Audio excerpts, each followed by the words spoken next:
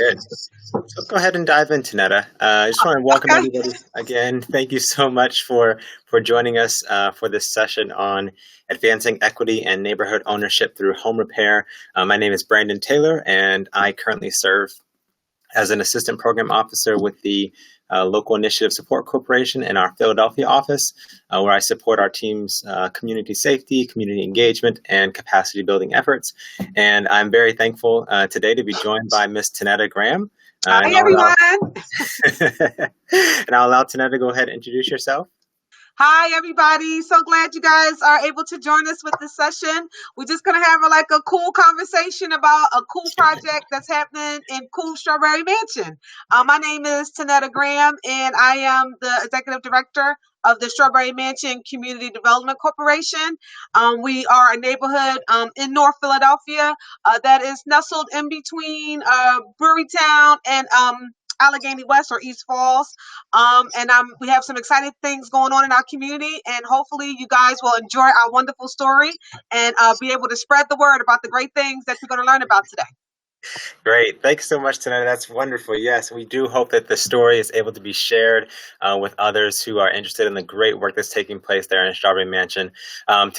Today's conversation will in large part focus on that very exciting program that I believe, Tanetta, really models so much of what the BPHL Innovation Fest really stands for, which is to provide this space for people to learn and connect and discover new ways to think and to do. And in many ways, the pilot program that Tanetta and I are going to share on today, it really strives to address what I believe to be an age-old problem that has plagued not only Philadelphia, but really cities across the country, and that is disinvestment, right, in communities of color. In the first half of the 20th century, history shows us that the local and federal governments intentionally prevented Black and other minority populations from home ownership. Through the creation of a variety of discriminatory programs and policies. And as a result of that, because these minority groups were restricted from, accessing certain mortgage programs and owning specific properties, they were essentially forced to reside, right, in other neighborhoods that the government had already labeled as unworthy of investment. And what has happened here over the years is that Tanetta, this problem has only compounded, right? And it's really leading to, a lot of the inequities that we still see facing neighborhoods like Strawberry Mansion today. Before we go forward, it's just important for us to recognize and to reiterate that this didn't happen by accident. That just as intention really created these unequal and oppressive conditions for communities of color, I believe that it's also going to take us to be intentional about tearing down these systems and really creating conditions for human flourishing. So before I invite Tanetta to kind of help acclimate us to her neighborhood of Strawberry Mansion and its rich history, I'd like to note for all who are joining us this afternoon that if you do have any questions that do come up as we're talking, please go ahead and type them down into the chat box down in the bottom right-hand corner of your screen, and we'll be sure to get to them during our Q&A portion. So without further ado, Tanetta, please, for those who are hearing of Strawberry Mansion for the very first time or may not know much about the neighborhood and its rich history, please go ahead and take it away. Great. Thank you so much, Brandon. And you did such an excellent job describing all of the other bad stuff that was going on, that bad systematic stuff that kind of trapped a lot of our folks in this situation. So I thank you so much for that, laying that foundation, because that's really important, because those effects are still rippling today. Right. And the cool thing is that we know about it. A lot of the times the stuff, we didn't know, we kind of suspected stuff was going on, but it's become really blatant now. Right. And, we are taking measures in Strawberry Mansion and as well as other neighborhoods like Strawberry Mansion to make sure that these things are being rectified and that thought processes and policies are going to be put in place so that this stuff won't happen again. Right. So we need some gatekeepers. And hopefully we have some in the audience that, will make sure that these policies will not take place again, right? I know I myself is going to say, I'll speak it up. In any event, so welcome everybody. Strawberry Mansion, like I said, we are our neighborhood in North Central Philadelphia. We have a definite rich tradition. The neighborhood primarily in the beginning of the 1940s, it was occupied by a lot of Jewish residents. It was a preeminent Jewish community. And of course, in the 1940s, with big flight, as the Jewish community was transitioning to other areas in the city, they sold their houses to Black people, right? So a lot of Blacks at the time, with the Great Migration, was coming up from the South. So it's not unusual to have families like living on the same block as Strawberry Mansion. Like, if your aunt bought a house, you called, down south when your relatives came to visit, there was like the house available next door. So, you talk to your landlord because, needless to say, at that time, there was good communication between the Jewish folks and the African Americans, right? They shared same businesses, we shared housings, we shared blocks, neighborhood. So Strawberry Mansion, transitioned over to predominantly African American community, and we know that it's the treasure. The location is what makes Mansion one of the most attractive neighborhoods in the city, and that we're so close to Center City. We have Fairmount Park is our western border, which is like our backyard. So accessible, so much fun things to do and recreational things to do there. And then we are so close to all of transit access points. So, we definitely know that there's value in location that we have, but our richest asset is our residents. They are resilient. They are what makes Strawberry Mansion Mansion. We recognize that we have issues as a community of color in terms of lack of resources and educational institutions and commercial institutions, but we have each other. And the cool thing is that our home ownership rate is high for it to be a low wealth community. Right. Yeah. So that's a little bit about Strawberry Mansion. So check us out. Our website has a lot of information about it. There's actually a book.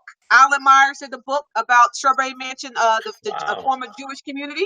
So feel free to look that up. And we have some funky things going on. There's books about our urban writers, the Fletcher Street Writing Club. So there's a bunch going on. So yeah. Yeah. Yeah, and that's really great to know. You mentioned a little bit about the home ownership rates in the neighborhood, and if we could talk a little bit about that, that'd be great, because earlier we had mentioned the the intention that came along with this system to really set up to really limit Black and minority home ownership in communities around the country. And can you maybe talk some more about what you've seen in Philadelphia compared with what's been happening locally as well in Strawberry Mansion? Yeah, sure, Brandon. So at the time, as I mentioned, a lot of folks came into home ownership with white flight, and they were able to purchase these houses like for cheap. It wasn't unusual to buy a house for like $5,000 back then. You know what I mean? Yeah. How cool is that, right? To be able to establish your family, especially coming up from the southern area. And then there was a lot of jobs at the time. So Strawberry Mansion also, we have an industrial footprint in the community. So, you got your house, you had a nice job, you were around your relatives and friends and family. So it was a great place, especially for me growing up. So home ownership, a lot of us were able to acquire homes because of that. And although, they don't value our homes as much in Strawberry Mansion, we do own them, right? Yeah. And there are instances where that is being threatened because our housing stock is aging. So, and as Brandon said, there's some impediments to trying to get improvements on your homes via accessing the commercial loan industry. So, yeah, but for us to be a low wealth home, and as the chart shows you, what I wanted to highlight in the chart is that look at Strawberry Mansion compared to Philadelphia. If you just look at the average average median owner occupied that last column in 2016, and these statistics, look, the average house is worth $60,000 in my neighborhood, but in Philadelphia at large is $163,000, right? So that's changed within the last 4 years. So what does that say? That says when I go to the bank to try to get a home equity loan or to have a mortgage, because like I said, a lot of us own our home, so we have our deed in hand. No mortgages. So when I go in to try to get a second mortgage because I want to send my child to private school, I'm going to have some issues, and those are things that kind of started the synergy around, hey, we need to start protecting our home ownership. We need to help our homeowners and empower them to access as many tools as they can to be able to stay in their neighborhood. Right, right. And Tanada, you've highlighted so much in just these few first moments of our conversation today, and especially about the rich history to the neighborhood and just the connection that you've been able to build with your neighbors, and really hearing about the importance of home ownership, especially in Strawberry Mansion. And it would be great for us to, I guess, talk a little bit before we talk about the home repair program. Talk a little bit about the CDC, the work of the CDC, and how your work at Strawberry Mansion CDC flows from what we've discussed so far, right? And just allowing you to really orient our audience around the work that you're currently leading in the community. Sure. Oh, that's a great picture, John Coltrane. That's one of our murals in the neighborhood. We have several of them.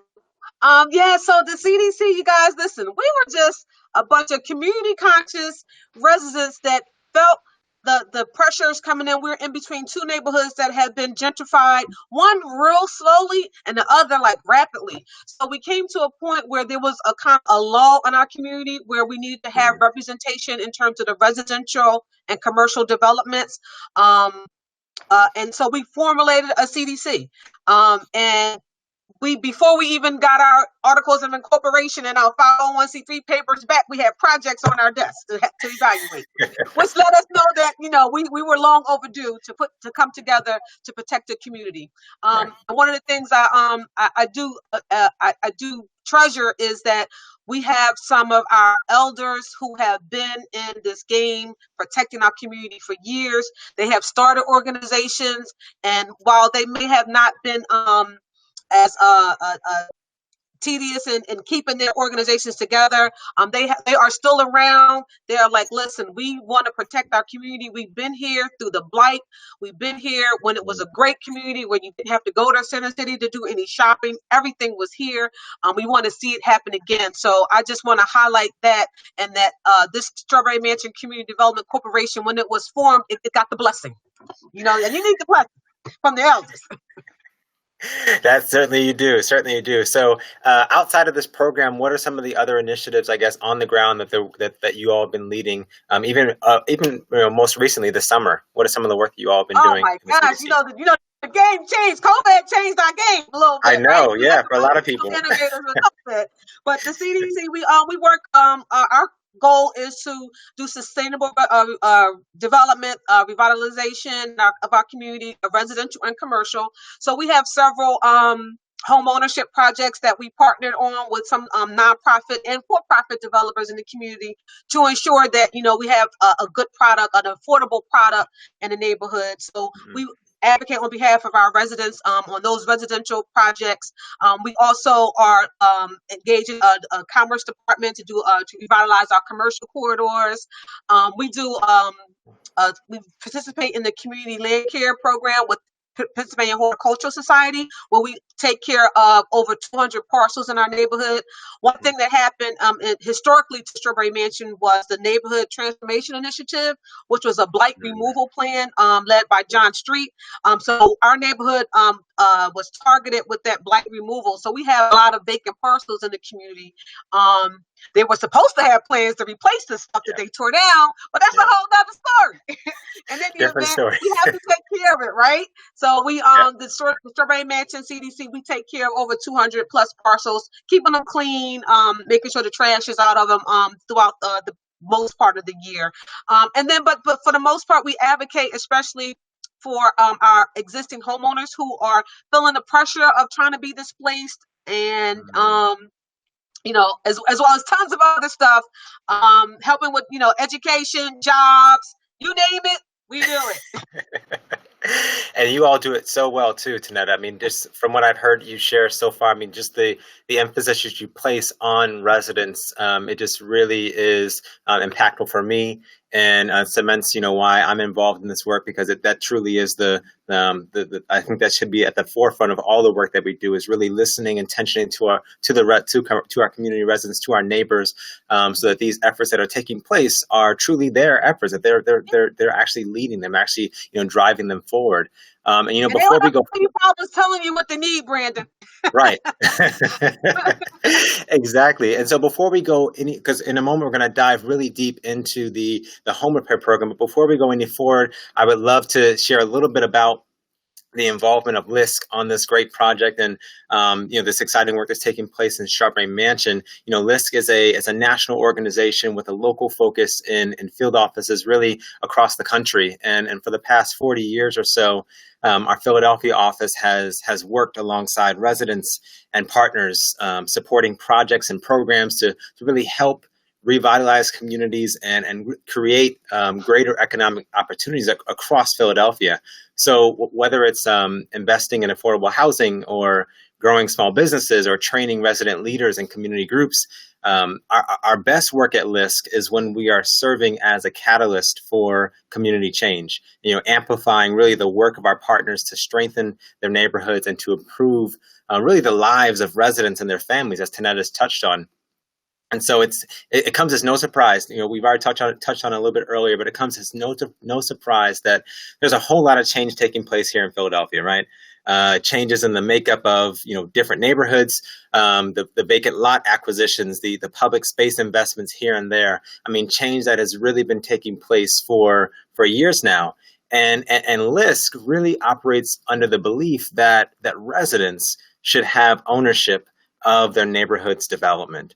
Which is why LISK is so thrilled to have the opportunity to support Tanetta and her team as they laid the foundation for the Strawberry Mansion CDC, and as they've been preparing and are preparing to develop and implement this pilot home repair program, which, as Tanetta has already shared, was really informed by what you've been hearing from your neighbors, Tanetta, right? Around the fears of displacement, around the lack of access to resources to support healthy homes and to support family wealth building. So with that context, let's go ahead and let's really dive deep into the Strawberry Mansion Historic Home Repair Program. Tanetta, I would love if you could just share about the origins of this pilot program and just really how it came about. Okay, so anybody knows I'm a Philly girl. I love Philadelphia. I love our city. I'm just that urban edge that Philly has has always just been, just refreshing to me. And it was so cool for me to see the city revitalized in terms of starting from the nucleus in Center City. When all the funky stuff started happening in Center City, you got a lot of more residential units were coming on board, more commercial development was happening. So, the synergy kind of started there, and then it started to creep into other neighborhoods adjacent to Center City. And I was like, oh, wow, this is cool. So South Philly done went through some things. I'm like, oh, wow, this is great, right? But then it got to a point where it started to be, you make you just look and just think about, okay, so what is really going on? So it's cool, but it's not impacting the people that it seems like it could have impacted a little bit more, right? So, I started to, look around, and you started to see folks who are already in the city, been around for years, needing help to get their homes fixed, and as opposed to a lot of the newer developers or residents that were coming in and just was having to ease in getting loans, ease in building things from the ground up with the tax abatement. And it was like the city was turning into like a have and have not situation, right? And what really tipped me over was there was an article in WHYY. We had this one young lady in Point Breeze. She had she owned her home for years, over $200,000 in equity in her home. And she wanted to, all the development was happening around her. They were building $350,000 houses all around her. And she just wanted a $30,000 loan, a home improvement loan. Now she has over $200,000 in equity in her house, and she wanted to get $30,000 just to make sure she, do some upgrades so she can, stay in the neighborhood, right? Yeah. And her house looked nice, as opposed to other nice things that were going on around her. And she was denied like 3 times. And I was like, okay, come on. All right, something's going on, right? And I started to see more and more of that in Strawberry Mansion. Like, so homeowners felt like, there was no recourse. Now, of course, you got the credit issues and all that other stuff that folks have to work on. We get that. But it seems the ease in the lending practices it was just becoming really, really blatant that, okay, we're being shut out here and we need to find other ways to make sure that we are not displaced. And one of the ways is that, we always say in Mansion, the most affordable house is the house that you live in right now, right? Yep. So if you can get that house done, tighten up that roof, tighten up your basic systems, get that income tax check, do a little cosmetic stuff every now and then, you're okay, and your house will continue to build value. We know we have to fight on that value piece, but at least you want to make sure you stabilize that home to make it, like you said, safe. And so, neighbors were wanting to do that. And we had some programs in the city, basic system repairs at the time. You had the list was as long, just like people were on the list for 15 years to get a roof. Right. So, there was some issues with that. So we needed to find a different approach. Not only in keeping the homeowners in their homes, but one thing about Strawberry Mansion is that our homes are beautiful. Like the historic characteristics of our home, it just stands out. Like our cornices, our bay windows. I mean, stuff like they're not making that stuff anymore. Like the craftsmanship that goes into these older houses, you don't see. Yeah. Not much at all. So one of the things we said, okay, let's incorporate that in a home repair program. Because for real, it's not like we reinvented the wheel, right? It's a home repair program. But we're taking into consideration, the historic character of the house. Because one of the other things that we heard in our community is that we want our community to look like our community. Like, some of the nice modern contemporary designs of these houses, they're okay, but, it's not a good fit in certain blocks where you have those classic Victorian homes. So so the historic component is what we are so excited to have incorporated, and it also helped us to branch out and to collaborate a little bit further because it attracted more folks.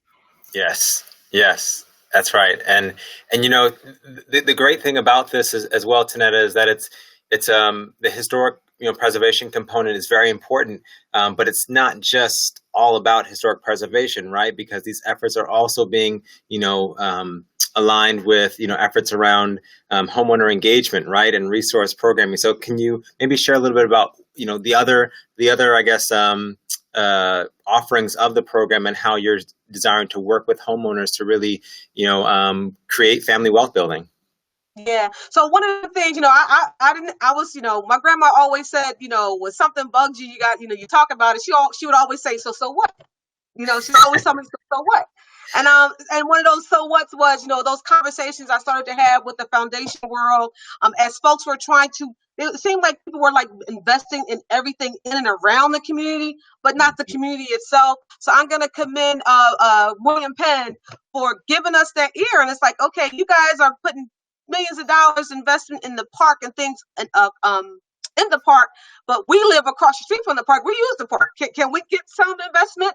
And they thought it not robbery to say, okay, let's put something together. So I am so appreciative of William Penn for being just out there and risking, or not even risking, but investing in this pilot to not only help the public spaces that they're invested in, but also to help make sure the people that they are investing in those as well will be able to use these public spaces. So so we're happy to pair up with William Penn. And once they gave us a green light, LISK, of course, was a wonderful partner in that this is what you guys do.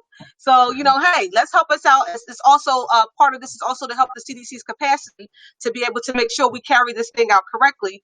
And be able to, like we said, if we have to think outside the box, let's think outside the box to get some of this stuff done. So we were able to do that. We had collaborations from Basic System Repairs, who kind of said, okay, remember I was telling you guys that the city's the line for Basic System Repairs, like long waiting list. Well, here's an opportunity. The city they put more money to Basic System Repairs. So how timely is this project that now the city has more money for Basic System Repairs? So hey, we're going to connect people to Basic System Repairs. So they kind of said, okay, we'll help you guys with this pilot. Then of course we have other organizations like 1772. Who are definitely interested in our historic characters of our homes and want to help preserve that. We also have interest from the Knight Foundation. We have Habitat for Humanity. Everybody probably heard of Habitat. They do wonderful repair efforts in neighborhoods like Strawberry Mansion. So they're on board with the project.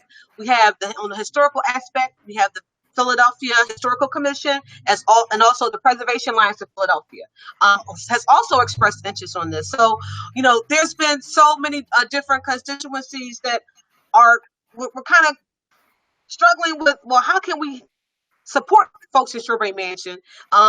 And this project is kind of like, kind of brought things to light. So it's like, okay, let's see what we can do here. And then on the added end, which is something I didn't know about, and I remember telling you about this, Brandon, is that, there's an environmental piece that, that we can kind of, parlay as well. And so Greenville United and the Philadelphia Energy Authority has also, has engaged in some conversations on how can we judge with these repairs that you're going to do, how energy efficient will they be in terms of the future for these residents keeping their energy costs down low. So I was like, I wasn't even thinking of that, but yeah, that sounds right.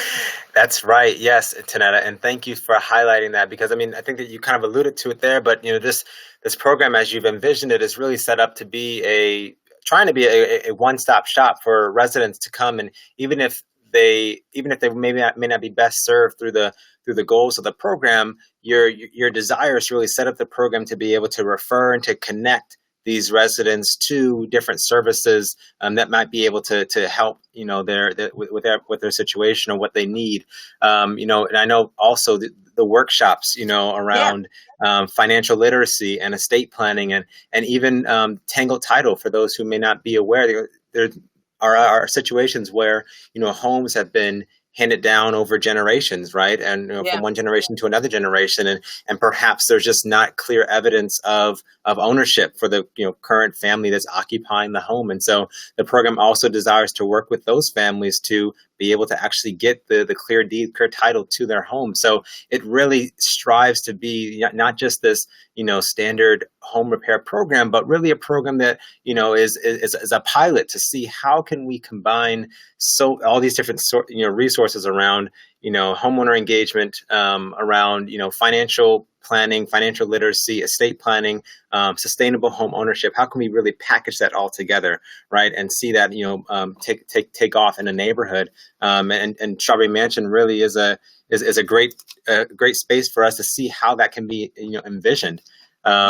Brandon, and I say there's something in it for everybody, right? So if you're not part of course, you're not going to be able to fix everybody's house in the neighborhood. I wish I could. Look, even my own, right? I wish I could. But after this pilot, our hope is that everybody is going to be something in it for everybody. So if you're not one of the selected homes that's going to get actually repaired, we're going to at least connect you to some contractors who know how to do some historic repair. We're going to at least make sure that once you got some estate planning going on, so that you don't have to worry about transferring the generational wealth of the home, right? We're going to make sure that you know how to do your bills and mortgages and manage your finances correctly, and that you even know how to pick up that hammer and nail and fix your own house. So you're absolutely correct. We wanted it to be something in it for everybody, so that the community can definitely come together and help one another and be ambassadors for other communities, right? Because our whole goal in this pilot is we want this thing to spread. We want to do more mansion as well, but we want other neighborhoods like Strawberry Mansion to benefit. That's right. I'm so glad you mentioned the local skill development point, because that's so critical too. And there's also, the goal behind your vision for this pilot was that it could be a program that could be replicated, right? Hopefully, most certainly across other areas of Strawberry Mansion, but then also something that maybe other neighborhoods really across Philly and perhaps in other areas of the country could also look to learn from, about how this work can be carried forward in other communities. So Tanetta, earlier I mentioned the importance of residents truly having, ownership, right, over the development that takes place in their communities. And I believe that this pilot program, as you and your team have designed it, really places that at the forefront.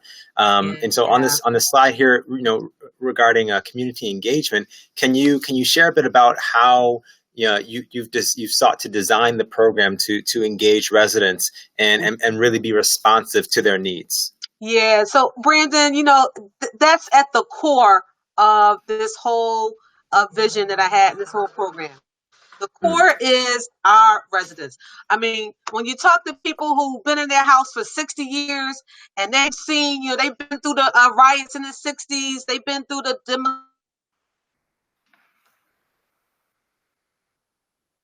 a lot of our community, and they say, I'm not going anywhere. I'm staying, right? But I need help. My house needs a little help. I need to do some repairs and stuff. So they are like the central aspect of this whole program. One thing for me, I just saw fear in people. People were being afraid, and I'm like, when you have that fear aspect, that element can kind of tend to paralyze you.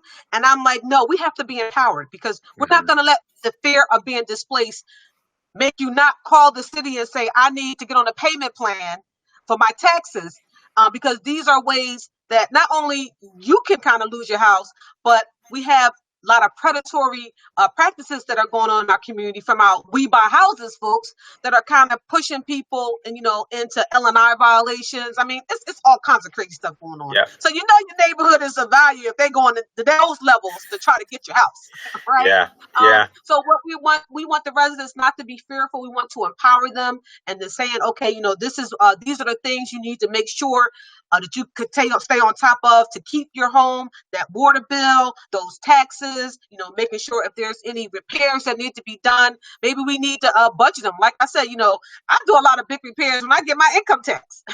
Now, I don't know what it's going to look like this year. But, hey, you get a big income tax check, that might be a down payment for the roof, or, the house fund. It's always good to have a house fund if you're home. There we go. Yes. Definitely have a house fund. So our residents' voices are what really drove me to even advocate for some funding to get the help. And I mean, just the smiles on our faces, and just I love it that our residents are committed to Strawberry Mansion, and they love the neighborhood. And some of them, quite frankly, can move, but they love the neighborhood. That's right. That's right. And it's very clear that you also love the neighborhood too, which is very thrilling and just even infectious, that's really wonderful. And to the second question that's on the screen there, I will add that community development without residents at the forefront is really just development. Like we talked about this, I think it was the other day, but true community work is that champions equity. It relies on the insight and on the experience and on the expertise of residents, and when it comes to community development, it's really pivotal that this culture of collaboration, it's pivotal to have this culture of collaboration where partners and where local groups and residents and investors and so on are really listening to one another, they're trusting one another, and then they're also leveraging, right? Like we've seen in this program, as you shared about synergies and coming together. They're really leveraging their collective resources to innovate, right? And to creatively solve these problems together. And that's why, Tanetta, I really believe that this pilot home repair program serves as such a great example, because it allows you and your team and LISK and all the other supporting partners to really innovate, right? It's a pilot. We call it a pilot. So to really innovate and to try. And we are innovating too. Right. Yeah, exactly. So trying different ideas and solutions, all in support of really advancing equity and long-term home ownership in Strawberry Mansion. And hopefully by doing so, we're going to be creating this replicable model, right, that can be used across Strawberry Mansion and other parts of Philadelphia. So I agree so much with that. Do you want to add anything else onto that question? No, I mean, okay. You said it right well, Brandon. Great. Okay, so it's no surprise, right, Tanetta, that we're living in the reality of COVID-19, right? And when you first set out to lead this work in your community, I'm fairly certain that you had no idea that within just a few months we would all be facing this global pandemic that has really crippled economies and communities in a number of ways. And while the pandemic did set back, I think some of the benchmarks that we were hoping to hit, with the program, I think that it also highlighted a lot of the inequities that we're really working to address, Oh, yeah. and why this work is needed, right now, right now. Since the pandemic started, I've heard from you that you've been, trying to safely engage with your neighbors and to make sure that the CDC is known across the neighborhood as a source of support. And I'm sure you've heard quite a bit. So it'd be great if you could share a little bit on, what sheltering in place, has meant for residents whose homes maybe are unsafe or maybe are, needing repair. Yeah. So, like you said, Brandon, and everybody, in the session, we all know, you can look at the statistics. We know who is impacted by COVID the greatest. And, for Black and Brown communities, a lot of us are intergenerational. We live in multi-generational houses. And, I know it's driving the need for home ownership up. Like, people want to okay, grandma. I think, after this COVID stuff, I think I might want to branch out and get my own space right now. Yep. And so what we want to do as a CDC is make sure there's a good, affordable product for those folks who want to branch out and become new homeowners. But for COVID and the shelter in place piece, it is really, for me, it highlighted our informal connections that we have in communities. Like, I'm part of an organization, so I kind of, I have some structured tentacles in places. But a lot of times, folks are just making it, with that old block captain, that Miss Mary or that Miss Jones, who are just that committed and that caring and just have that nurturing spirit that said, okay, we're going to be all right. They distributing food around here, So if they don't get that information from us, they're going to make sure it gets out. So one of the things, that we're working on is making sure that folks know that we're going to move forward with this program. So given some of our setbacks, thank goodness the money is there. So when you got the money there, it's like, oh, good. so thank you, William Penn, for being so stable. There we go. Right? So we can definitely move forward, but we do know that, we have to take into considerations people comfortability. Strawberry Mansion, we do have a high rate of diabetes, high blood pressure, all of those underlying conditions that COVID seems to attract. So we have to be mindful of that. But for the most part, people are still, they're concerned, but they still understand that the development pressure is not going anywhere. As a matter of fact, a lot of the predatory practices have even heightened up. So folks are saying, well, your house is not safe anyway, so you might as well sell it. And you know what I mean? So, we have to combat that. But all of that is about education and empowering our folks to know that they have choices, and that they have organizations in the neighborhood that will advocate on their behalf. So, just letting folks know, listen, you're not alone. We actually hosted a COVID testing with the Black Doctors Consortium in the community. So the COVID testing actually came to us. So, we're excited about not only being able to engage folks in education component of financial literacy, but also that wellness piece that we really still need to continue to do. So it kind of broadened our aspects in terms of how we can incorporate that. And we see that those public spaces as a good way to make sure that we can have those wellness checks, around the community. Yes, that's great. And you've also, just in addition to that, I know that you've also held several rallies, right, in the community as well, striving to, could you share about those too? I thought those were really fantastic. Yep. So in addition to COVID, we're having the social unrest as well, the racial unrest. So, we had some folks that got some stuff for free, right? Took it out that way. So we just felt like, there was a time, as that subsided a little, that the neighborhood just wanted to come together and heal and, just take a deep breath. So we had a couple of peace marches. The violence kind of shot up at one time. So we had some anti-violence rallies going on in the neighborhood. We do pop-up events where we give out masks, hand sanitizer. We making sure folks do the census and voter registration, as well as letting them know that our office is here to assist in whatever they need. There we go. Exactly. And I think that's great, because I think it really gets to that second question there, which is about, how how do we reach, engage, and care for members whose immediate needs are not being met, right? And I think that like that's a perfect example of how I think the CDC has strived to do that. Is there anything else you would add to that about how the CDC plays a role in this broader picture of community development? Well, first of all, you got to keep your ear to the streets, right? No need of advocating for programs and projects that the community don't want, or it's like, well, we didn't ask for that.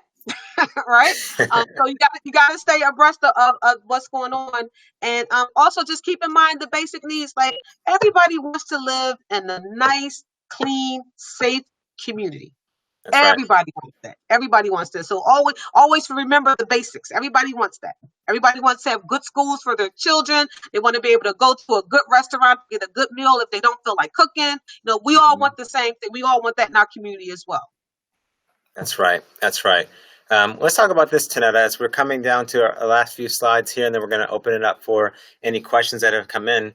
But I love this quote here, showing that the CDC lives and it operates by this motto of preserving our past and investing in our future. And I think it was Maya Angelou, I think, who said, if you don't know where you've come from, then, you don't know where you're going, right? And I think many people have probably said a version of that. So, but preserving our past and investing in our future. Can you speak to this a little bit about, how the pilot program really endeavors to preserve not only the history of the great history of the Strawberry Mansion neighborhood, but also looking ahead to its future? Yeah, it's got that Sankofa feel, that Sankofa thing. You got to go back and look forward, right? So again, the fact that we're so blessed to still have some of our elders are still around. They're still active. We've lost a few, but they're still active and they're able to remember. They have that institutional memory of what the neighborhood was and what it could be. And so you draw on that, knowing that, okay, it's not going to be exactly the same, but to get to move them forward, and they're forward thinking of what do they want it to be like for their children or their great grandchildren. So that's that invested in our future part. Oftentimes, you find folks that are just so stuck in, well, it wasn't like this when we grew up, XYZ happened. Well, things have changed since you grew up, right? But the cool thing again about our elders is that they like, okay, it was like that for us. Now we have to make sure we want it to be like that for our young people, our grandchildren and great grandchildren and residents. So that preserving our past, looking at, like I said, the character of our houses. Like a lot of us have things in our houses that we don't even know what they were used for. Right? I still have oil things in my house, like oil. Like I'm not buying any oil to lick my house, but those historic characteristics are still in our homes, right? So we just want to teach people how to preserve those things and and move forward, and again stabilize not only their homes but their families. That's right. Which is ultimately stabilize the community at large. There we go. That's right. There's a lot of catch-up work to do. So that's very true. Great. Thank you so much for that, Tanetta. And as you mentioned earlier, you already talked about this, about the support from the William Penn Foundation. But I did want to just reiterate that as we're coming to the conclusion of our presentation time, that we are just tremendously grateful, to acknowledge the generous support of the William Penn Foundation and making this pilot effort truly possible. The City of Philadelphia Housing Development Corporation is also supporting the home repair efforts, and there's just been, like Tanetta was saying, just so much synergy has come about as she sought to connect with people and share about this program and share what she's trying to realize in her community. And Tanetta, if you want to offer any other words about partnership, particularly with William Penn or with other, partners, and how it's important to this work moving forward, feel free. Sure. I want to give a special shout out to Kara from William Penn, who definitely tugged her ear a lot and helped me get to this point where, and this is, again, Brandon, this is unprecedented. William Penn has never made this type of investment in a neighborhood in Strawberry Mansion, right? So, it's all eyes on us, right? But it's a cool thing to have all eyes on you, because that means, more folks see what you're doing, and then you can ask for that help. Like, okay, you know what I'm going for. Come on in. So it's really important for us, like I said, to make sure we're being fair, make sure we are looking at all if we uncover all aspects of better ways to do things, that we can streamline processes, let's do that. My motto is, just because it is doesn't mean it should be, right? There we go. I mean, things can change, right? And that's part of being an innovator. Like, if you can find an easier way to do stuff, well, let's try to find an easier way to do stuff. So our hope is that, through all these wonderful partnerships, like with LISC, William Penn, our foundation world, our historic preservation world, our legal world. I mean, we have so many different, we got all going on. Right. Right, all these things are in orbit right now, but all central around the wonderful residents of Strawberry Mansion. So I'm excited, and I hope that you guys learned some things. I hope that you guys, hey, like I said, if you can get something out of it, that would be great. But it's always good when you have the support of people who are just so committed. That's right. That's right. And I truly hope that this time has been an opportunity for folks who are tuning in to the session to learn, right? Like we talked about earlier, to learn, to discover, and to really connect on how we can work together and innovate and really think about these problems in a different way that we're seeing in our communities. And so Tanetta and I would love to connect with anyone who is interested in learning more about this work, or perhaps have identified, in these few moments that we've been talking, maybe you've identified some synergies in other work that's taking place in or outside of Philadelphia, and we love to hear about it. So on the screen, you'll find our contact information. So we'll go ahead and leave that up there, and we encourage you to please reach out. And I believe at this time, I think we're going to go ahead and transition over into any questions that have come in. So I'm going to go ahead and bring up the chat box, and then if you do have any questions, please go ahead and drop them into the chat box, and we will get to them. Let's see if we have had any questions. Today you did a great job, so I don't know. We'll see if anyone had anything. Okay. So someone has asked. Okay, well, I guess I'll address this question by Teddy. It says, how can we address these predatory practices by lenders and property appraisers? I was recently lowballed on my appraisal. Oh, gosh. Yeah. Okay. I got an answer to that. Okay. So a lot of that, is you have to attack it on different fronts. One of the fronts that we're doing in our neighborhood is the legal aspect. There are, these predatory practices a lot of folks do succumb to them. And unfortunately, it's like a spider web, because you don't know who you're dealing with, right? There's so many different avenues. You see the number, we buy a house, call this person here, but then you transfer it to this person over here, and the next you're dealing with this corporation and that. So it's an intricate web. I mean, they've really got this thing down pat. So we're working. We have to do something legislatively to kind of help protect homeowners in the legalities of all this predatory practices and trying to obtain houses. Some of them are they'll go to one sibling and try to pit siblings against each other when they're in the deed fights and stuff like that. So the legal aspect is one way that we can kind of get with the predatory practices. And we can also, other way is educating the homeowner. Like, if you want to sell your home, that's fine. No one can stop you from selling your home, but get the best price for it. Right. So we're trying to connect with realtors, because those folks are not realtors. They don't have realtor license. The We Buy Houses guy doesn't have, maybe have a realtor license. So he can have some unethical practices going on. Whereas real estate folks who are licensed, they have a particular policy and procedures that they have to follow. Right. So we're just encouraging people to, if you want to sell your house or your property, go to a realtor, and try to get the best optimal price for it as you can. Great. And so those are just three. Wonderful. Yes. And community legal services is also a really great source of help for that. Yes. I think, Tanetta, I'm going to ask you to take one more question, and unfortunately our time is coming to an end. Let me see if I can grab this question here. This is from Izzy Jackson. I'm an MBA student at Temple, and I'm always curious about how Temple supports the community. How is the CDC's relationship with Temple? Says that she lives in Overbrook, but she attends church in Strawberry Mansion, and she's deeply invested in housing issues. So if you could talk a little bit about your relationship with the university, and we'll end on that point there. Sure. Okay. All right, fine. So, a university can be like a great asset.